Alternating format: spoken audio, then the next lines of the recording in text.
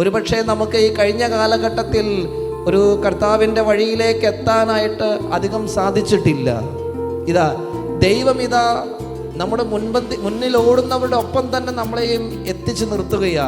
അവരുടെ ഒപ്പം നീ ഓട്. ഇത്രയും നാൾ നിനക്ക് സാധിച്ചില്ല, പക്ഷെ എങ്കിലും ഇതാ നിനക്ക് ഞാനൊരു പുതിയ മേഖല തുറന്നു തരുകയാണ്. കർത്താവിനോട് കൂടുതൽ ചേർന്ന് നിൽക്കാനുള്ളത്. ഇനി നീ ഓടണം. നിനക്ക് ഇത്രയും നാൾ പറ്റാത്തതിൻ്റെ കണക്ക് പറഞ്ഞുകൊണ്ടിരിക്കണ്ട. ദൈവത്തോട് ചേർന്ന് നിന്ന് ദൈവത്തിൻ്റെ കരം പിടിച്ച് മറ്റുള്ളവരുടെ ഒപ്പം നീ ഓടണമെന്ന് ഞാൻ ആഗ്രഹിക്കുന്നു. 100 ആടുകളിൽ ഒരാട് വഴിതെറ്റിപ്പോയ ആടിനെ ഇടയൻ സായാഹ്നമായപ്പോൾ തേടിയെത്തി കൊണ്ടുവന്നപ്പോൾ ആലയിൽ 99 മറ്റാടുകളുണ്ട്.